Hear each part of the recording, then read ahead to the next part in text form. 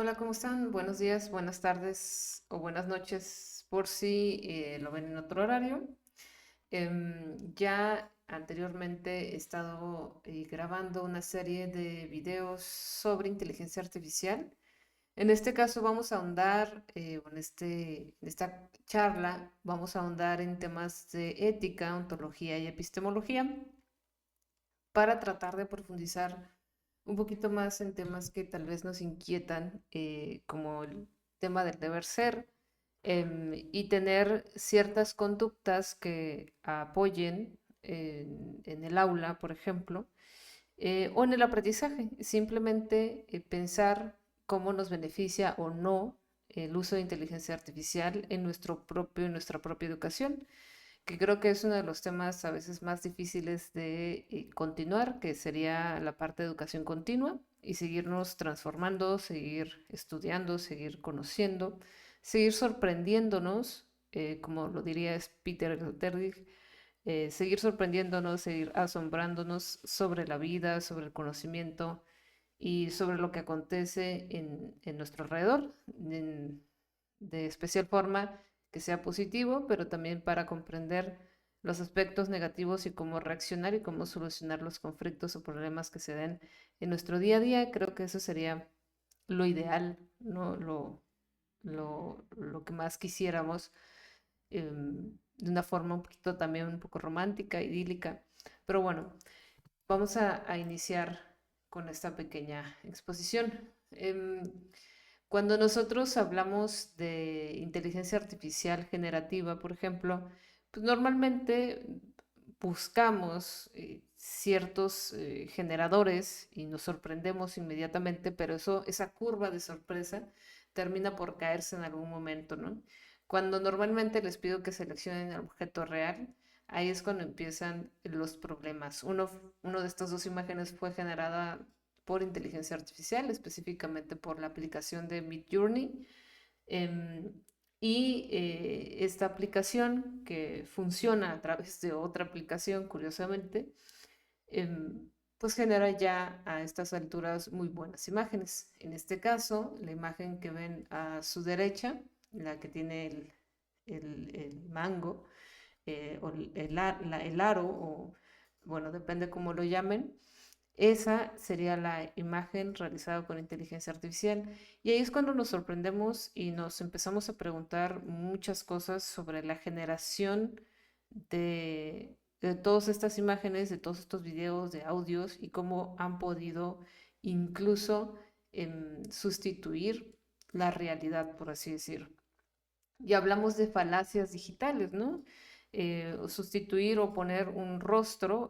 Hace no mucho, creo que fue este año o el año pasado, que Taylor Swift sufrió precisamente un ciberataque y presentó ante su persona pues una situación muy incómoda, que es tomar imágenes de su rostro, que es una persona muy pública, y lo trasladaron a una película, o un video, digamos, para adultos, en la que ella fue prácticamente, pues, digamos, vista de formas que no nos gustaría para ninguno de nosotros si fuera personal.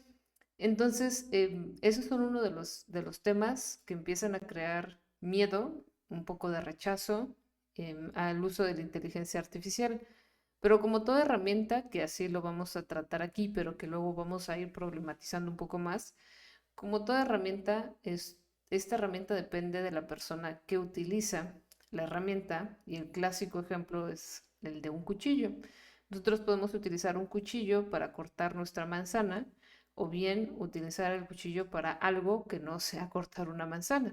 Incluso lo podríamos utilizar em, para cortar hojas, ¿no? O, bueno, en casos más, más específicos y que tienen que ver con la maldad, cometer un acto ilícito, ¿no? Entonces, hay muchos usos que nosotros le podemos dar a un mismo objeto, y ese objeto, digamos, en su sustancia más, lo puro, digámoslo, puede no estar cumpliendo el objetivo para el cual fue creado, o no ser la esencia de ese objeto, que bueno, ahí podríamos cuestionar muchas cosas sobre la sustancia del cuchillo. Em, pero bueno, tenemos estas situaciones de la inteligencia artificial generativa, sobre todo cuando hablamos ya de ChatGPT, de Bing, de Perplexity o de muchas otras herramientas, Gemini, que son creadores de texto. Y ahí nos metemos en muchas situaciones que tienen que ver con el lenguaje y cómo el lenguaje de alguna forma ha sido relacionado con la intelectualidad y la capacidad de redactar es parte de la intelectualidad. Entonces, una de las preguntas que nos podríamos hacer también sería, ¿vamos a utilizar la inteligencia artificial como una herramienta que nos ayude a ciertos procesos o la vamos a utilizar para demostrar intelectualidad y en qué sentido? ¿Para qué nos serviría? ¿Nos va a quitar intelectualidad? ¿Nos va a hacer más brutos? ¿Nos va a hacer más torpes, más descuidados? ¿O puede potenciar incluso nuestro propio desarrollo cognitivo? ¿Cuál sería ahí las situaciones que nos podremos enfrentar? Y pues bueno, eso va a depender también de la persona que utiliza la herramienta y cómo la utiliza.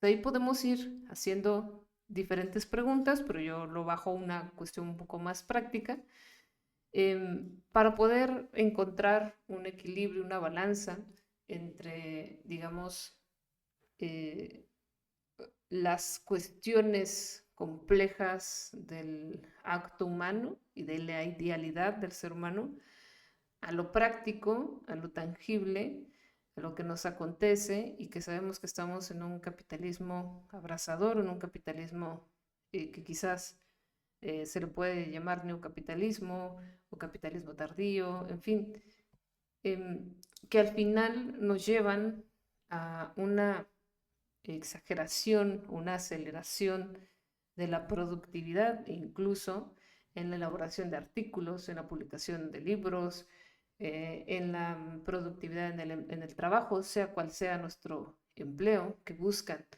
eh, hacer más efectivos estos empleos, por ejemplo, en cajeros, que se automatizan los cajeros y entonces solo necesitamos una persona de supervisión por si algo le pasa en algún momento a la máquina y ya no utilizamos el cajero como alguien que da el cambio, sino que ya está automatizado y sistematizado.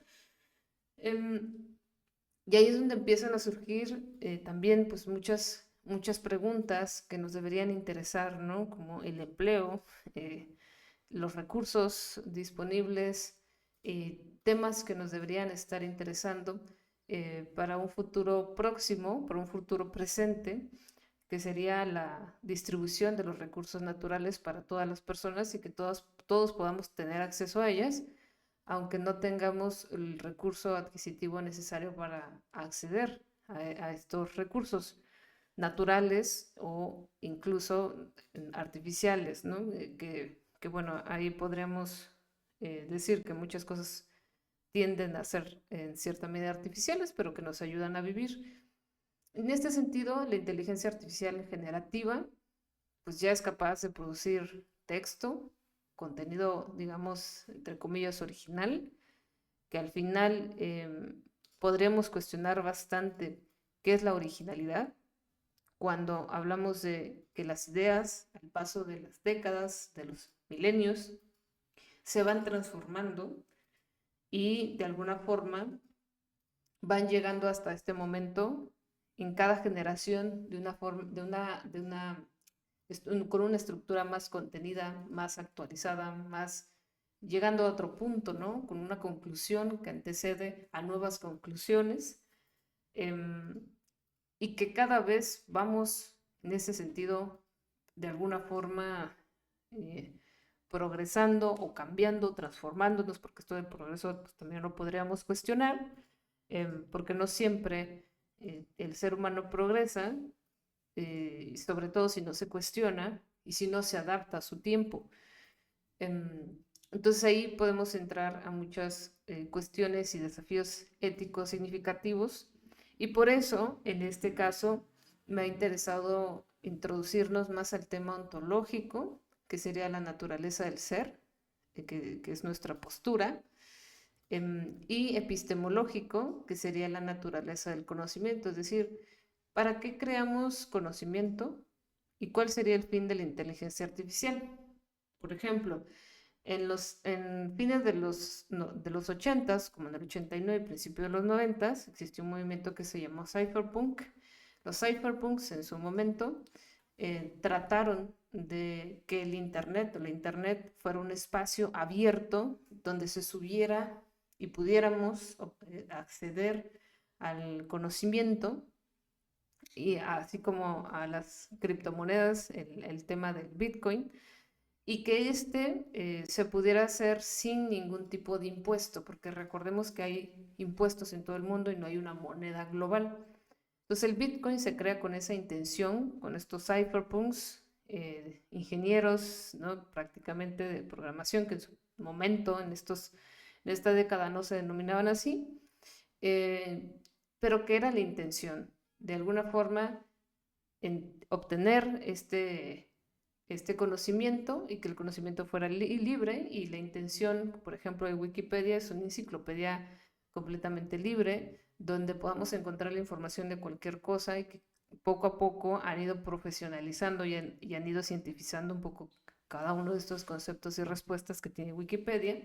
También se ha ido historizando, hay muchos movimientos en instituciones históricas que hacen estos movimientos, los eh, tipos hackathons, en donde se trata de subir información de historia o sociológica, que hable sobre ciertos aspectos culturales de cada ciudad o comunidad, y generar más conocimiento.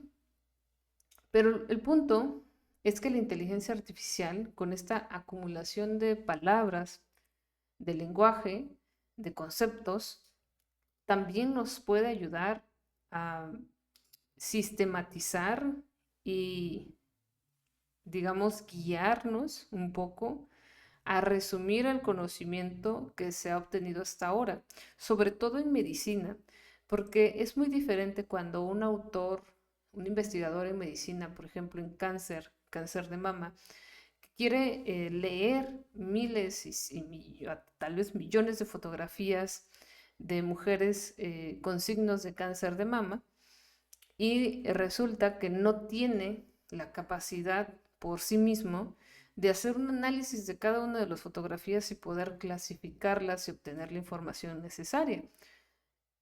Entonces, la inteligencia artificial lo que hace es encontrar patrones, resumir información y categorizar todos estos, digamos, etiquetas que nos podrían hacer encontrar una respuesta a los indicios del cáncer. Que esto ya sucedió en investigación.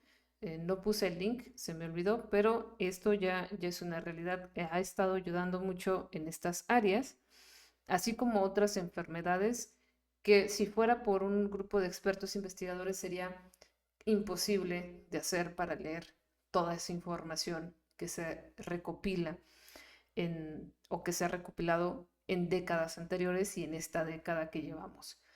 Entonces, la inteligencia artificial tiene esta bondad también sobre el fin en sí mismo del conocimiento, y entonces preguntarnos cuál es el fin del uso de ChatGPT en un uso convencional, en un uso en casa, en un uso en la escuela, en, en los alrededores, en nuestro trabajo, en algo común.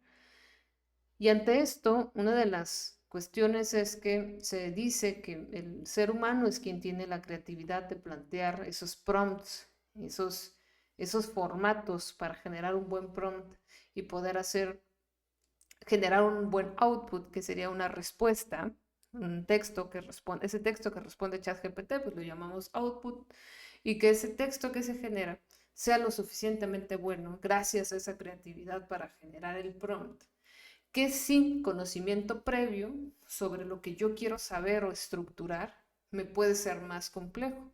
Incluso yo no recomendaría como tal a ChatGPT como un creador de texto, sino más bien como una herramienta que nos ayuda a estructurar textos, que nos ayuda estructurar ideas, que nos ayuda a evolucionar un poco estas ideas que tenemos o modificarlas de tal manera que podemos mejorar y mejorar nuestro propio proceso de conocimiento y aprendizaje, ¿no? De cognición.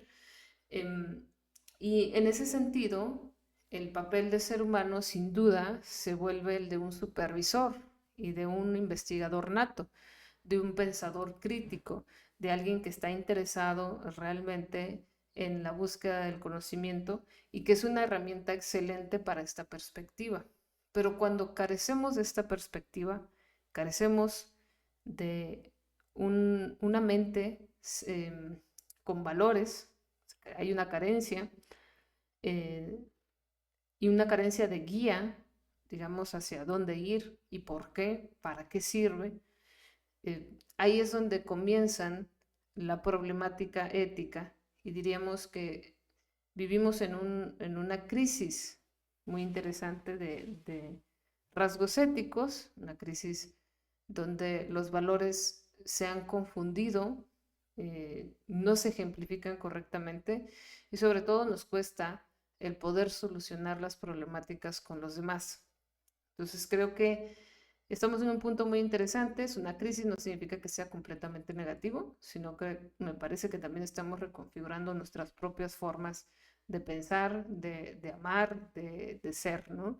Tanto desde la psicología como desde la sociología y de muchos aspectos que poco a poco han ido tomando forma y que en cierta medida parecen acelerarse y podrían acelerarse con el uso de la inteligencia artificial si lo usamos de manera correcta, ¿no? En este sentido, tenemos muchos ejemplos de cómo ChatGPT tiene digamos, situaciones positivas, ¿no? En algún estudio, hace algún tiempo, que esto ya lo modificó el propio ChatGPT, se le decía que hasta haciéndole donaciones, digamos así, o una propina, mejoraba su respuesta. Esto como que ya está en el pasado, pero en un principio tenía estos sesgos y también habría tenido muchos problemas en cuanto a sesgos de género, de raza, entre otros, que ChatGPT aún lo sigue teniendo en la generación de imagen. Y por otro lado, también se puede configurar a ChatGPT para eliminar este sesgo que tiene que ver con el género y demás. Esto sucede porque al final los datos que hay, que nadie sabe cuáles son los datos, pero supongamos que son datos promedio generados por seres humanos, pues los que están sesgados somos nosotros. Nosotros somos los que subimos información completamente hacia un lado, ¿no? O sea, una parte de la historia. Y es así como también la sociedad plantea el mundo y piensa en el mundo. Que se debe cambiar, por supuesto que se debe cambiar, por supuesto que se deben hacer esfuerzos para cambiarlo, pero tenemos que aceptar también con humildad que lo que nos da la inteligencia artificial es lo que nosotros hemos ofrecido como usuarios a las mismas bases de datos. Creo que eso es una parte muy relevante que tenemos que comentar, ¿no? Por otro lado, hay muchas investigaciones de mejora en la productividad estudiantil. Prácticamente nos dice que mejora las habilidades lingüísticas, facilita la colaboración, aumenta la eficiencia y efectividad del tiempo, además de ofrecer apoyo y motivación, sobre todo si configuramos un chat GPT como un asesor en una asignatura en específico. Podría ser en inglés, podría ser en español, para mejorar tu redacción y que te dé tips, te dé formas de aprender. Esos serían, digamos, los usos pues, correctos, los usos afín a que nosotros tengamos un porqué de mejorar, queramos mejorar y que lo logremos con ayuda de herramientas. Y en este caso, ChatGPT se comportaría como una herramienta más. Aquí también vemos otro ejemplo de integridad académica y aprendizaje estudiantil. ChatGPT puede mejorar el aprendizaje si los académicos adaptan sus prácticas de enseñanza y evaluación. Es decir, mientras más como docentes o como personas individuales que desean aprender nos orientemos a utilizarlo, podemos mejorar muchísimo, pero hay que adaptar también los procesos de cómo hacemos toda esa o cómo llevamos todos esos procesos cognitivos para llegar a un resultado en específico. Si no tenemos claro los niveles cognitivos y cómo llegar a un aprendizaje, por ejemplo, desde la psicopedagogía, desde la estructura mental, pues va a ser muy complejo también aprender con ayuda de ChatGPT.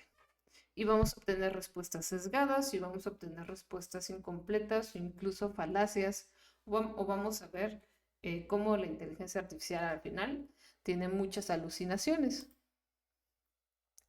Y otra cosa que se comentaba, hay mucho potencial en educación en el área médica, sobre todo porque es un área de difícil acceso, sobre todo para estudiar y acceder a todos los libros de gran costo económico. Y entonces la inteligencia artificial sí puede apoyar mucho estos procesos de respuestas, como apuntan Gilson y Thomas Juan y Sócrates y Chi y Taylor y Carthage, para no decir y todos los demás. Aquí está este artículo. Bueno, pero ante todo esto, y anteponiendo que se demuestra que el buen uso, pues sí nos lleva a algo positivo, pero ¿qué dicen los expertos, que dicen algunos filósofos, en este caso como Catherine Hayes? ¿Qué postura toman ante diversas preguntas, en este caso desde la perspectiva ontológica? Pues bueno, nos dicen desde esta pregunta si la IA posee una identidad o presencia propia o si es simplemente una extensión de las intenciones humanas. Recordemos que la ontología se refiere al estudio de la naturaleza del ser, de la existencia y la realidad.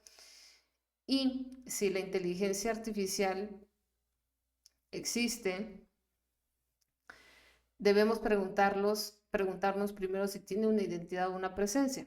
Existe, y si tiene una condición igualitaria a la humana o no, o si es una extensión del humano, en que aquí lo podríamos ver, sí, como un cerebro externo humano, como una mente maestra del ser humano, porque al final es el resultado de lo que el ser humano se apropia como conocimiento y como una realidad construida, con esos conceptos que el ser humano cree que esa es la existencia del ser humano, determinada por cientos de años y de autores que de alguna forma validan con su ethos, ¿no? Con su ser, que tienen, digamos, el reconocimiento de los otros, porque hay que aceptar algo. El conocimiento es la aceptación de lo que otros han pensado como algo real,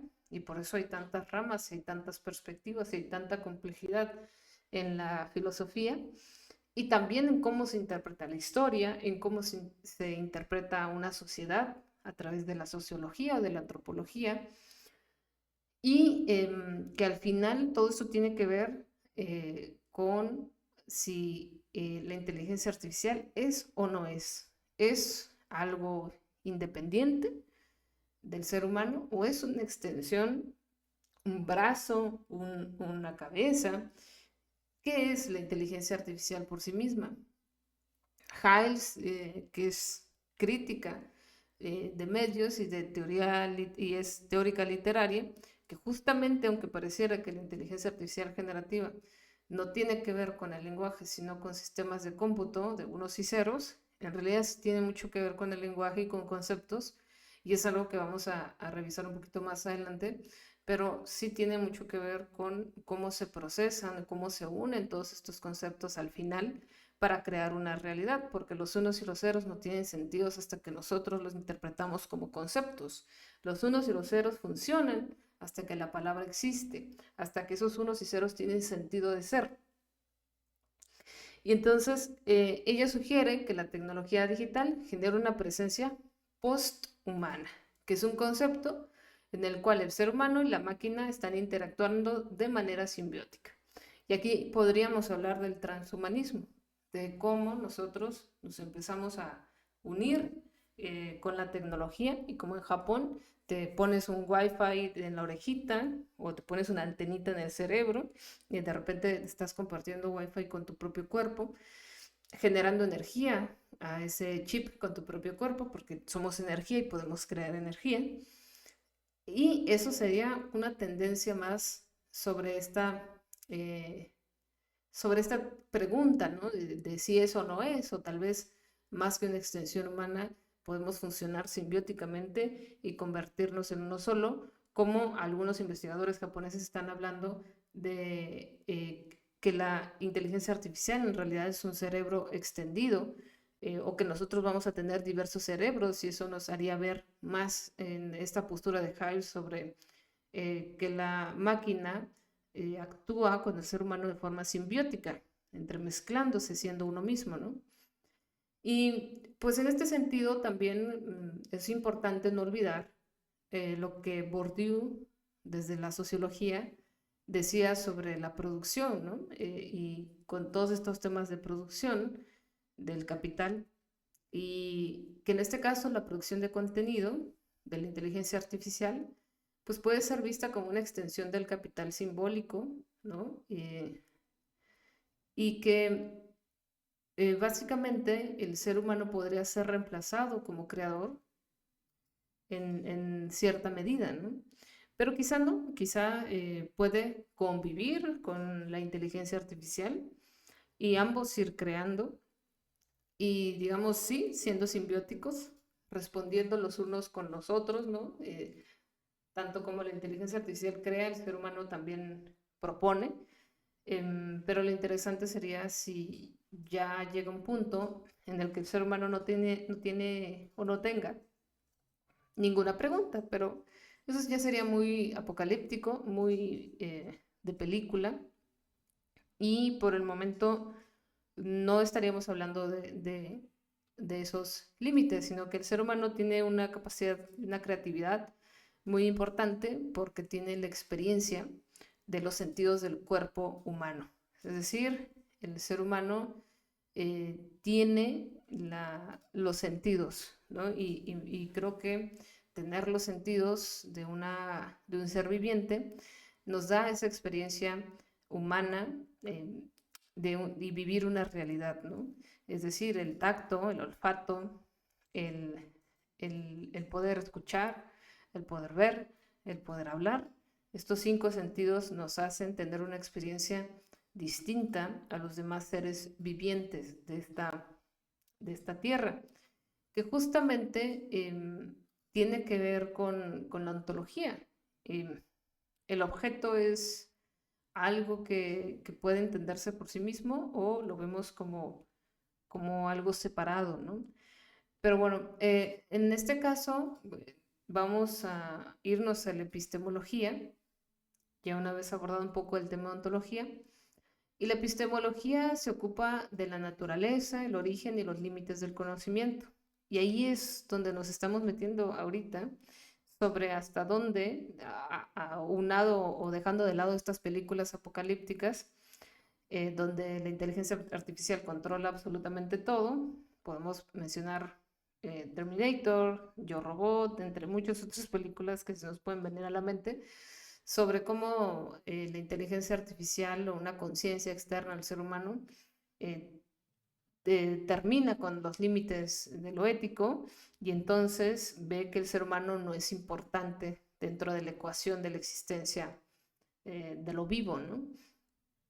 Y desde la epistemología podemos decir que un algoritmo de inteligencia artificial pues, genera información a partir de patrones preexistentes. Hablamos, por ejemplo, de redes neuronales, hablamos incluso con simples sistemas de regresión, entre otros, ¿no? Pero podemos hacer inteligencia artificial o machine learning desde allí, podemos hacer muchas otras cosas, pero el fin es nosotros, a partir de la inteligencia artificial, realmente se puede crear conocimiento, o hay límites también dentro de esa misma base de datos que nos llevan a no crear conocimiento nuevo. Marcus Gabriel en 2015, al ser un defensor del nuevo realismo, pues sí argumenta que el conocimiento generado por IA es una interpretación más que una verdad objetiva, ¿no? O eso es lo que estaría diciendo. Desde esta perspectiva, este contenido generado por la inteligencia artificial puede entenderse como representaciones basadas en datos previos. ¿Por qué? Porque al final es una base de datos cerrada. Aquí lo interesante es ver cómo se alimentaría constantemente de toda una realidad o de una realidad de todos los seres humanos para poder llegar a conclusiones mucho más interesantes, más confiables, ¿no? Y válidas en un sentido estadístico también, em, y ver si realmente existe pues este tema de realmente crear conocimiento, que seguramente va a poder crear algunos conocimientos, pero supervisando. Es decir, el ser humano va a tener que supervisar algunos procesos porque no todo va a hacer una interpretación correcta desde estos patrones. Creo que ahí está la complejidad de la interpretación de los outputs que nos da la misma inteligencia artificial. En ese sentido, es ético permitir que la IA participe en la creación de conocimiento cuando carece de la capacidad para comprender o validar su contenido. Y es que ahí está lo interesante, al ser una cuestión de estadística, de probabilidades, de patrones, y teniendo en cuenta que aún sigue cometiendo o tiene sesgos y tiene alucinaciones, pues, ¿qué tan válido, qué tan confiable es su contenido? Y realmente esto nos va a ayudar en la creación del conocimiento. Y al final, otra vez, el ser humano se vuelve un supervisor de todos estos outputs si lo queremos ver de una perspectiva positiva y práctica. Desde una perspectiva más conservadora, podríamos decir que no está lista para crear todo este conocimiento o para verlo como un ayudante de este conocimiento.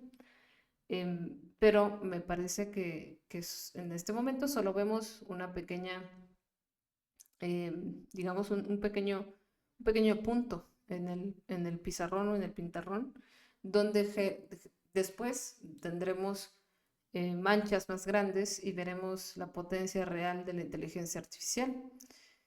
Foucault, por ejemplo, decía que el conocimiento está intrínsecamente ligado al poder y la IA, al tener un algoritmo, también podría controlar la verdad en un sentido más catastrófico, menos ético, y más en este mundo donde otra vez en vez del cuarto poder, que era la televisión, ahora la inteligencia artificial combinado con la televisión y redes sociales se vuelva definitivamente, digamos, poco, poco clara, ¿no? Y que tengamos muchos problemas para entrever la verdad. Que esto definitivamente puede suceder. Ahora, en relación de ontología y epistemología con la ética. Bueno, digamos que desde esta perspectiva, cuando combinamos la ontología, la epistemología y la ética, podemos decir que existen responsabilidades ontológicas y responsabilidades epistémicas. La inteligencia artificial puede ser vista como una herramienta sin ser, ¿no? Desde la perspectiva ontológica, lo que comentábamos en las diapositivas anteriores, donde los humanos que la programan y supervisan son los responsables de su uso y producción. Eso es por un lado, ¿no? Desde esta perspectiva ontológica, si la inteligencia artificial es una herramienta, entonces los humanos son responsables de su uso y producción. Pero si se le considera un agente, es decir, si es un tanto autónomo, entonces ahí vamos a tener muchos problemas para limitar para poner límites, definir límites de la responsabilidad y el rol en la creación del conocimiento de la inteligencia artificial como un ser autónomo. Entonces, en lo ontológico tenemos dos vertientes, una más positiva, o más sencilla, en la que la inteligencia artificial es una herramienta sin ser, que creo que es en el punto que más estamos ahorita, donde el ser humano es el que se responsabiliza por todo ese contenido, que me parece lo más coherente y más lógico, más práctico también, o por otro lado, eh, si se lo considera un agente con un cierto grado de autonomía, al ser un agente, pues esta inteligencia artificial va a tener sus propios, vamos a tener que platicar con esa inteligencia artificial para llegar a acuerdos éticos sobre sus límites, su responsabilidad y su rol dentro de la sociedad misma, porque lo estamos integrando, digamos así, como si fuera un extraterrestre, como si fuera otro ser completamente distinto, que tal vez no tiene cuerpo, pero tiene esta conciencia, porque de alguna forma le estamos dando conciencia y un cierto grado de autonomía, un cierto grado de conciencia, ¿no? Entonces ahí es donde todo este tema se complejizaría muchísimo. Y sobre todo en entender que hoy en día hay muchos LLMs, es decir, modelos de lenguaje grande o large language models, que son lo mismo, LLMs, que hay muchísimos y que tendríamos que revisarlos y que se van a crear también LLMs en la clandestinidad y no sabemos qué tan potentes o no podrían eh, desarrollarse, ¿no? Por otro lado, tenemos la responsabilidad epistémica, que sería que la epistemología de la IA generativa pues cuestiona si el contenido que produce puede ser considerado verdadero o simplemente una interpretación estadística de datos previos. Luciano Floridi, que es un experto en ética de la información, nos dice que la IA no genera conocimiento en un sentido humano, sino información derivada. Y en este sentido, esto afectaría también su confiabilidad en la aceptación de un contenido como válido. Porque supongamos que es una información derivada de el ser humano.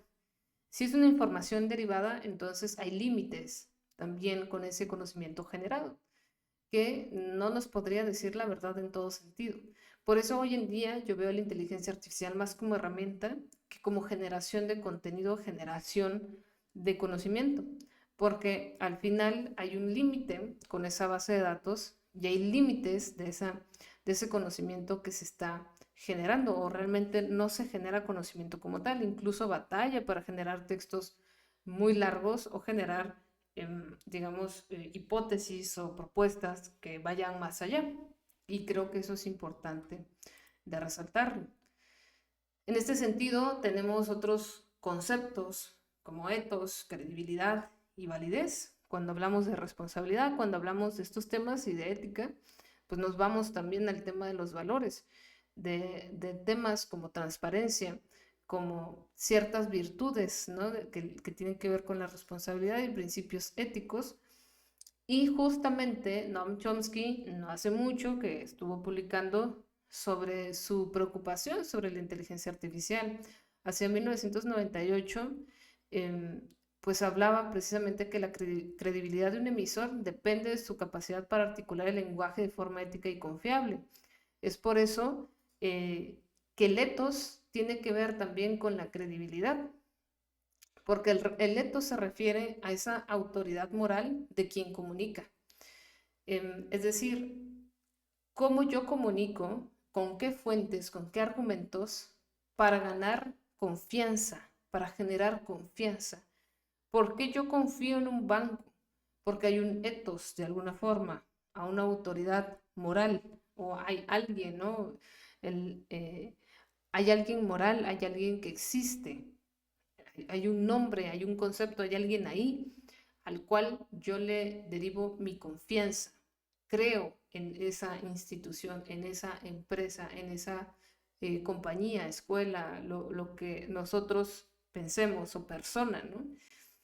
Y esto, con el ethos tecnológico, Shannon Valor dice que debe construirse en torno a virtudes de responsabilidad, transparencia, sobre todo, que proyecten compromiso ético y confiable. Y ahí hablamos otra vez de confiabilidad y de credibilidad, ¿no? La credibilidad implica la percepción de confiabilidad y veracidad de una fuente o sistema.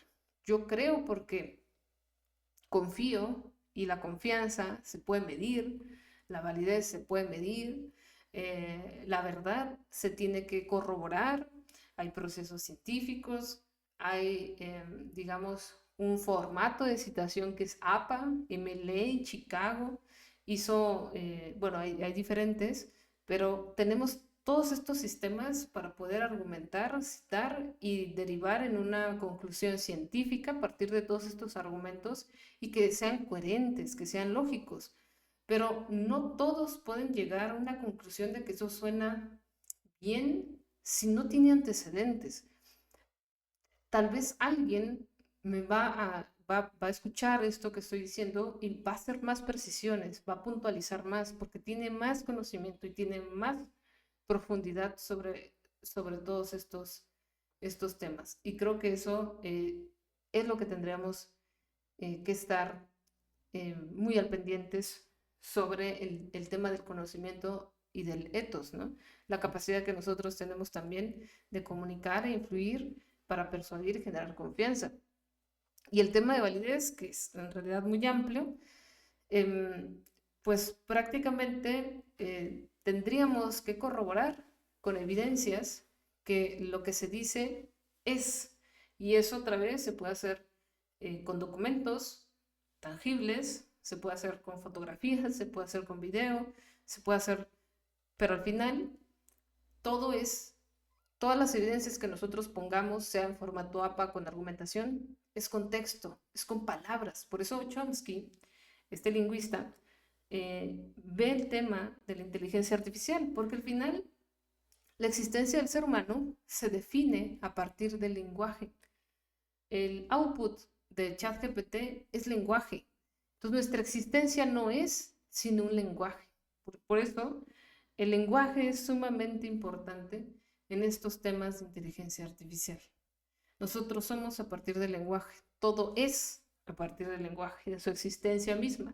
Por eso tenemos sentido a la existencia, porque hay un lenguaje para comunicar y poder dejar conocimiento. Sin ese lenguaje, pues es muy difícil que exista conocimiento. En este sentido, otra vez, nosotros somos los responsables de la supervisión. La educación debe abordar todos estos temas, precisamente de supervisión, de regulación, de ver los sesgos inherentes a la inteligencia artificial, el argumentar de forma crítica, el sí adoptar la inteligencia artificial, pero respetando principios de equidad y humanización. Eso es sumamente importante en el aspecto educativo. Citar, que ahorita vamos a ver cómo citar, pero se debe citar y se debe de hacer lo propio como en el formato que nosotros estemos utilizando. Por eso el concepto de transparencia, veracidad, autonomía, privacidad son importantes. En ChatGPT hay una opción donde nosotros podemos habilitar o deshabilitar más bien el compartir nuestros datos que subimos a ChatGPT para evitar que se roben nuestra información o que se lleven nuestra información o la tomen. Hay estos temas, ¿no? El transparencia y veracidad nosotros tenemos que ser transparentes cuando utilizamos inteligencia artificial. Además debemos estar conscientes que ChatGPT comete alucinaciones. Es por eso que no podemos dejarle a ChatGPT absolutamente todo, porque al final va a tener sesgos, va a tener alucinaciones, va a tener problemas de comprensión, y es por eso que nosotros cada vez más actuamos como supervisores del conocimiento. En este sentido, el uso ético tiene que ver con nuestra propia disposición de ser éticos, como cuando hacemos una tesis, como cuando nosotros presentamos un argumento, y creo que sería por lo pronto poco confiable y válido decir que lo tomamos de ChatGPT. De hecho, ya ChatGPT ha tomado esta postura como lo hizo Wikipedia, es como la nueva Wikipedia, ¿no? Que nadie confiaba en la Wikipedia y que poco a poco ha ganado un campo en la veracidad, ¿no? de lo que se pone en Wikipedia, y eso va a pasar con ChatGPT. Va a ganar el campo, pero por el momento me parece que es muy difícil validar todo lo que dice ChatGPT por estos sesgos y alucinaciones y porque hay un entramado de cuestiones estadísticas que se tienen que estudiar para poder validar y confiar a plenitud de esta herramienta. Entonces, según ChatGPT, por ejemplo, y citándolo, la perspectiva más coherente se centra en una ética proactiva que combine la precisión técnica con la justicia social, promoviendo un entorno en el que la inteligencia artificial generativa se use para beneficio colectivo y no para propósitos perjudiciales. He de anotar que esta cita en realidad la saqué sí de ChatGPT, pero al mismo tiempo la tomé o la retomé de 3 artículos distintos para que armara la conclusión. Entonces, una de las cosas que me parece interesante es la creatividad del ser humano para armar conclusiones.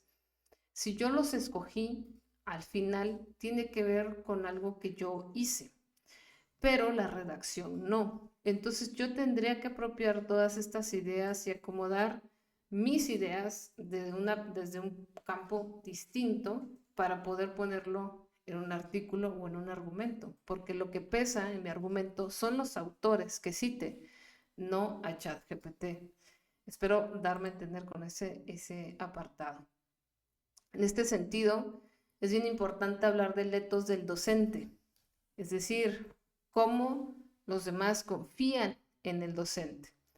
Esta situación, que de hecho elaboró un artículo sobre docentes como intelectuales, que se perdió prácticamente, que se podría recuperar esta imagen del docente como intelectual, donde el docente era un campo de saber y alguien que guía, alguien que da su opinión y es importante, relevante, que tiene conocimiento, pero sobre todo que tiene pensamiento crítico para poder contestar alguna duda de alguna persona. Y de alguna forma el docente como tal también pasa a una especie de compañero de aprendizaje de vida, donde el docente quizás ya no tenga este término, este concepto como tal, pero para, por ejemplo, los estudios ontológicos de objetos, quizás sí es positivo el concepto de docente, que bueno, ahorita lo vamos a retomar. Entonces, ¿qué debemos hacer o cómo debemos aprender? Hay que enseñar el uso responsable, hay que discutir la naturaleza de la creatividad y la identidad en el contexto de la tecnología y hay que revisar el conocimiento generado versus el conocimiento interpretado. Es decir, cuestionar las fuentes de información para este pensamiento crítico. Hay que entender cómo funciona la inteligencia artificial como herramienta y que el consultar cuestiones más complejas en ChatGPT puede dar muy malos resultados.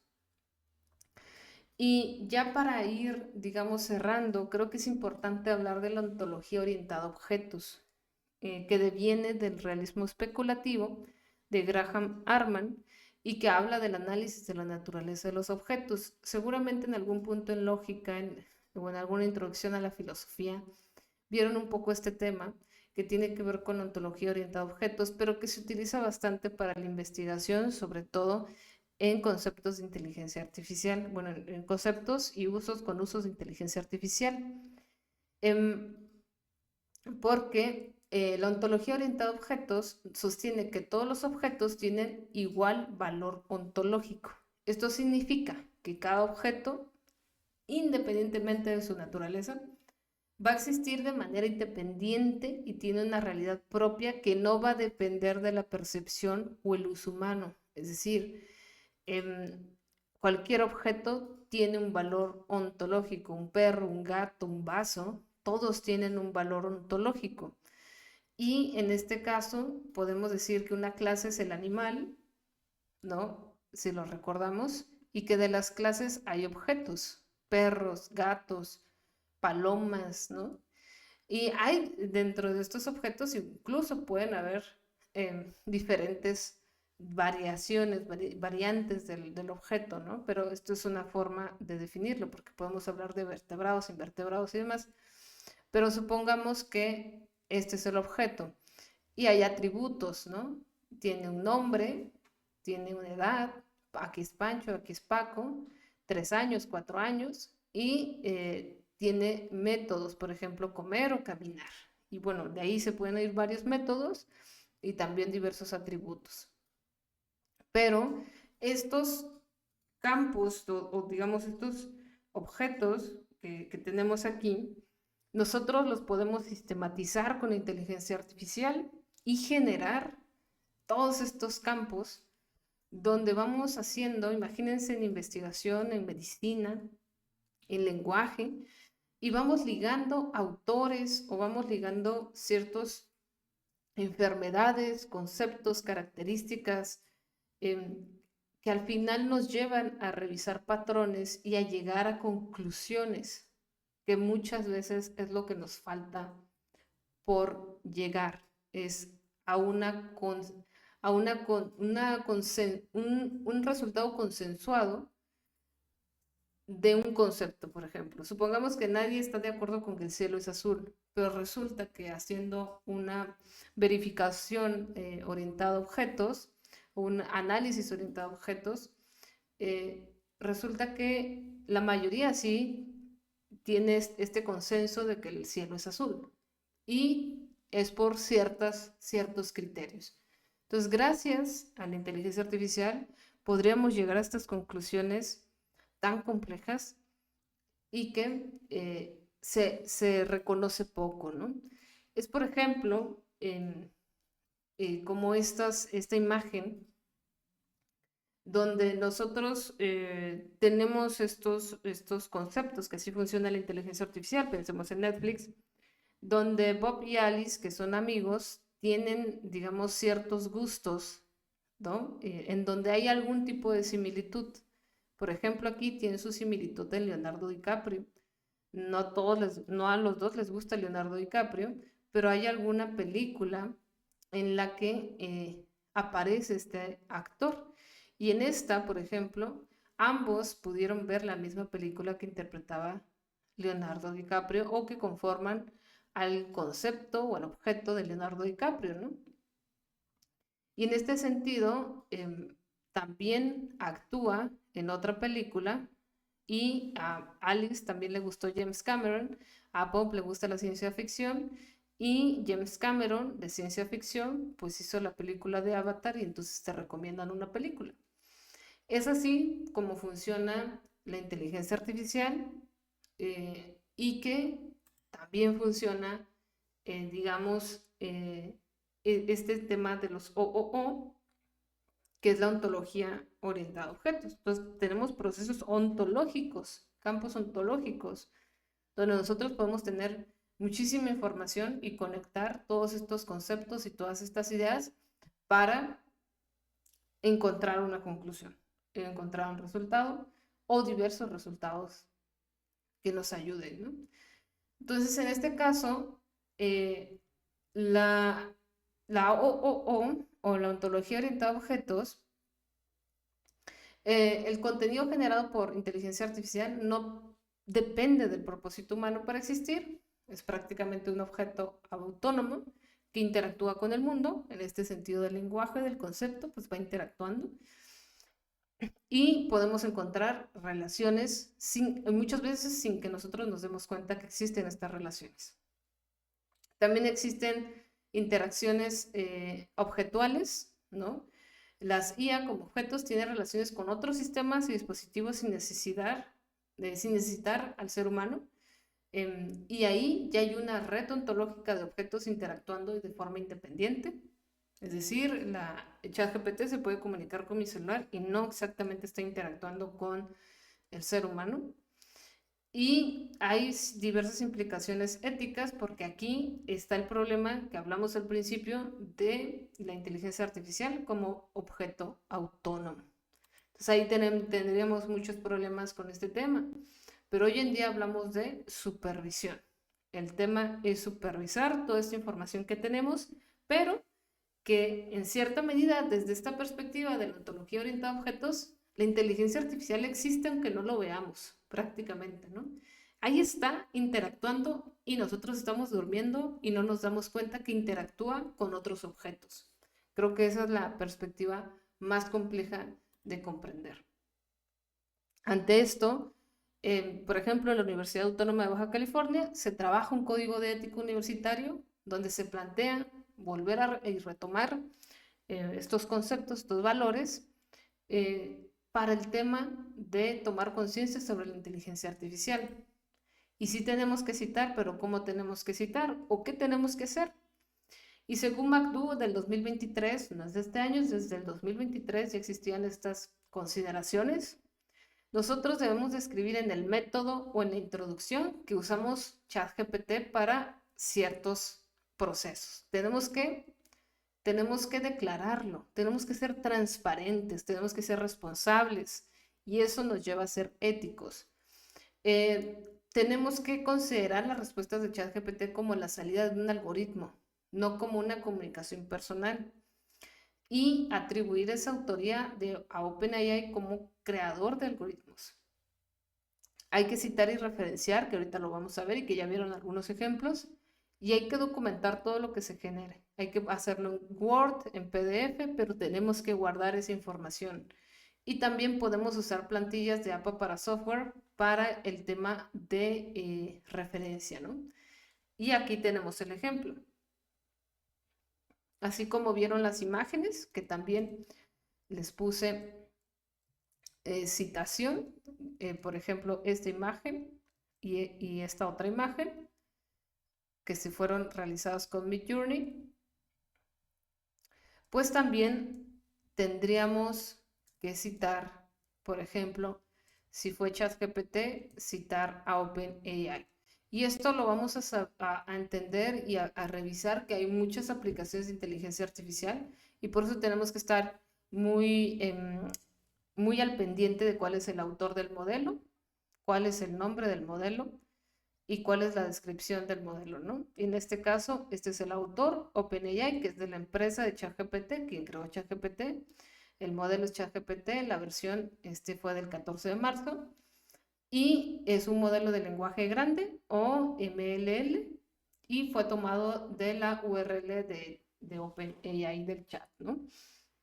Entonces sí tenemos que citar, sí tenemos que referenciar, tenemos que guardar la información en un Word, en un PDF, tenemos que tratarlo como un algoritmo, tenemos que también referenciar y citar en la introducción en la metodología cuando hagamos uso o cuáles usos hicimos con ChatGPT, cómo se trató a ChatGPT,